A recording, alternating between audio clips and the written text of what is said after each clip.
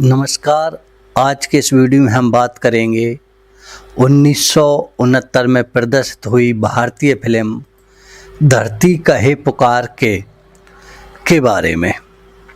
दोस्तों, इस फिल्म की कहानी जानने से पहले हम इसकी कुछ बेसिक इन्फॉर्मेशन जानेंगे और अंत में इसकी कहानी पे आएंगे।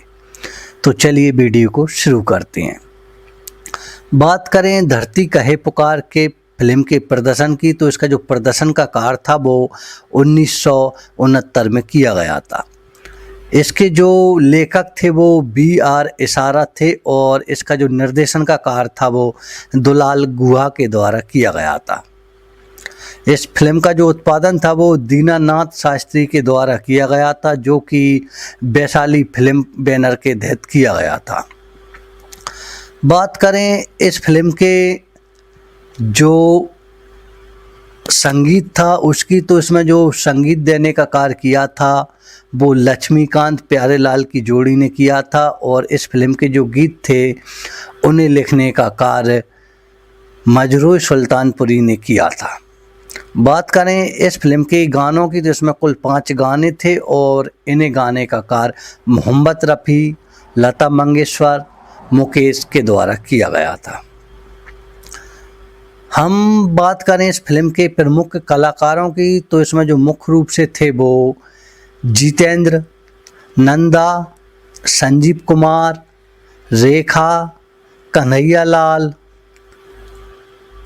दुर्गा खोटे, महेंद्र बाबू, अभि भट्टाचार्य, रामायण तिवारी, लीला मिश्रा, आशीष सेन, मनमोहन, A.K. हेंगल, सुजीत कुमार इसमें मुख्य रूप से थे। वैसे एक फिल्म जब बनती है तो उसमें काफ़ी लोगों का योगदान रहता है, लेकिन जो मुख्य रूप से हैं वो ही हम आपको बताते हैं। अब आते हैं इसकी कहानी पे। तो इसकी कहानी में होता क्या है कि एक गांव में एक गंगाराम नाम का किसान रहता है। वह अपने परिवार में अपनी पत्नी और अपने 2 सौतेले भाई हैं उनके साथ रहता है। और उनके जो सौतेले भाई हैं उनका नाम है, जो बड़ा वाला है उसका है मोती और जो सबसे छोटा है उसका है शिवराम। गंगाराम अपने भाइयों को पढ़ाता है और जो शिवराम है वो पढ़ नहीं पाता और गांव पर ही रहता है। परंतु जो मोती है वह पढ़ने के लिए कोलकाता जाता है और अपनी पढ़ाई वहाँ पे जारी रखता है। कुछ समय बाद गंगाराम को एक खत मिलता है और उसे पता चलता है कि उसका जो भाई कोलकाता में पढ़ाई कर रहा था मोती, अब उसकी पढ़ाई पूरी हो चुकी है और अब वह एक वकील बन चुका है। वह इस खत को सुनकर काफ़ी खुश होता है और अपने भाई की वकील बनने की इस खबर को गांव वालों को बताने लगता है।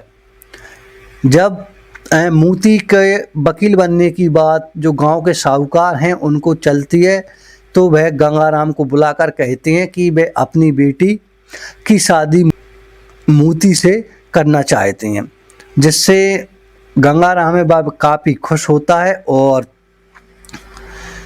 उसे पता चलता है कि उसका एक जो छोटा भाई है शिवराम, वह एक दिन किसी लड़की से छुपकर मिल रहा होता है।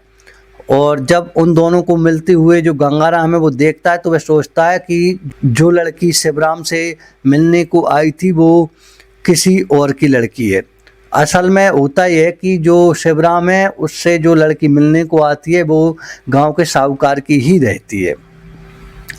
एक दिन मोती शहर से अपने भाई भाभी से मिलने के लिए गांव आता है और इसी बीच उसे पता चलता है कि उसकी जो सगाई है वह उसके भाई गंगाराम ने साहूकार की लड़की जिसका नाम राधा है उससे तय कर दी है।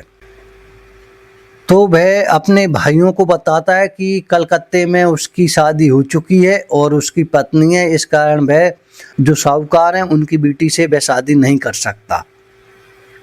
अब इस बीच एक गंगाराम के लिए एक दुविधा उत्पन्न हो जाती है, क्योंकि जब मोती शहर पढ़ने के लिए गया था तो गंगाराम ने अपना खेत साहूकार के पास गिरवी रख दिया था और अब साहूकार चाह रहा था कि वह बिना पैसों के गंगाराम का खेत उसे वापस कर देगा और अपनी बेटी की शादी मोती से कर देगा। परंतु अब जब मोती शादीशुदा हो चुका है और जब इस बात का पता गंगाराम को चलता है तो उसे थोड़ी टेंशन हो जाती है कि अब वह साहूकार से क्या कहेगा। अब वह सोचता है कि अपना जो छोटा भाई है शिवराम, उसकी शादी साहूकार की लड़की से करवा दी जाए। और जब वह इस बात की कहने को साहूकार के पास जाता है तो साहूकार नाराज हो जाता है और वह कहता है कि वह तुम्हारे भाई शिवराम से अपनी बेटी की शादी नहीं करेगा, वह तो मोती से करना चाहता था, क्योंकि मोती पढ़ा लिखा एक वकील बन चुका था। और वह गंगाराम से दबाव डालता है कि अब तुम्हारा जो खेत है अब वह गंगाराम को दबाव डालता है कि जो तुम्हारा खेत गिरवी रखा हुआ है उसे उठा लो, अन्यथा जब्त कर लिया जाएगा। इसी बीच मोती का जो ससुर है वह गांव पे आ जाता है और वह मोती को वापस शहर लेके जाता है। इस बीच जो गंगाराम है, जिसको साहूकार ने खेत के लेकर जो धमकी दी थी, वह मोती से कह नहीं पाता और मोती शहर निकल जाता है। तो गंगाराम अपने भाई शिवराम को मोती के पास रुपए लेने के लिए भेजता है, जिससे वह अपने खेत को उठा लें। परंतु जब शिवराम शहर में मोती के घर पहुंचता है तो जो मोती की वाइफ है, यानी कि शिवराम की भाभी, उनके द्वारा मोती को बेइज्जत किया जाता है, जिससे मोती वहाँ से भाग आता है और अपने गांव पे आ जाता है और वह बता देता है कि अब वहाँ से कोई उम्मीद नहीं है रुपयों की। इधर जब जो साहूकार हैं, उनकी लड़की राधा को पता चलता है कि अब वह शिवराम से शादी नहीं कर सकती, क्योंकि उसके पिता हैं जो अब उसकी शादी किसी और से कर देंगे और जो गंगाराम का खेत है उसे भी हड़प लेंगे। तो वह अपने पास कुछ रुपए रहते हैं, उन्हें लाके वह शिवराम को दे देती है, जिससे शिवराम अपना खेत साहूकार के द्वारा छुड़ा ले। और जो रुपए रहते हैं वो राधा की एक नानी है, वो नानी अपनी सारी ज़मीन जायदाद बेचकर आ जाती हैं और राधा को उसका हिस्सा दे देती हैं, वह रुपए रहते हैं। परंतु जो साहूकार है वह इस बात की भनक किसी को नहीं लगने देता कि जो शिवराम के पास जो रुपए थे वो राधा ने दिए थे, और वह गांव में प्रचलित कर देता है कि शिवराम ने उसके घर पे चोरी की है और वह पुलिस को बुलाकर शिवराम को पकड़वा देता है।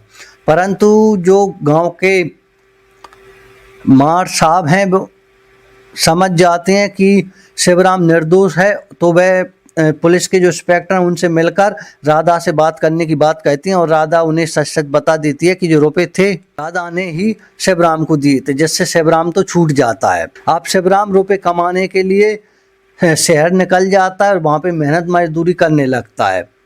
इधर एक दिन जो मोती है, उसकी वाइफ है, वह मोती से अलग रहने लगती है, यानी कि मोती अपने वाइफ और अपने ससुर का घर छोड़ के अलग रहने लगता है और वह यह नहीं जानता कि उसका जो भाई शिवराम है वह भी इसी शहर में आके रह रहा है। एक दिन उसकी वाइफ मोती के पास आ जाती है और उसे सब कुछ बताती है और उससे कहती है कि मैं तुम्हारे साथ ही रहना चाहती हूँ, मैंने अपने पिता का घर छोड़ दिया है। और इसी बीच जो राधा है वह भी आत्महत्या करना चाहती है। इसी बीच उसकी मुलाकात शिवराम के चचेरे भाई हैं उनसे हो जाती है। तो जो शिवराम के चचेरे भाई हैं वह राधा को लेकर शहर आ जाते हैं और वह इस तरह मोती और शिवराम के घर पे पहुंच जाते हैं और उन्हें सब कुछ बताते हैं कि राधा के जो पिता हैं उन्होंने ज़मीन का हड़पनामा कर लिया है और जो गंगाराम है उस पर झूठा केस चला दिया है। इसी बीच एक केस चलता है, अदालत में पहुंचता है और जो साहूकार हैं उनकी तरफ से मोती के ससुर केस लड़ते हैं और जो गंगाराम है उसकी तरफ से उसका भाई मोती केस लड़ता है। अंत में मोती की जीत हो जाती है और जो साहूकार है वह भी अपनी जो सास थी यानी कि राधा की नानी, उनके साथ यात्रा के लिए निकल जाता है और राधा का विवाह शिवराम से करने की परमिशन दे देता है। दोस्तों ये कहानी यहीं पे ख़त्म हो जाती है और दोस्तों आपको वीडियो कैसा लगा हमें कमेंट करके बताएं। मिलेंगे अगली वीडियो में। नमस्कार।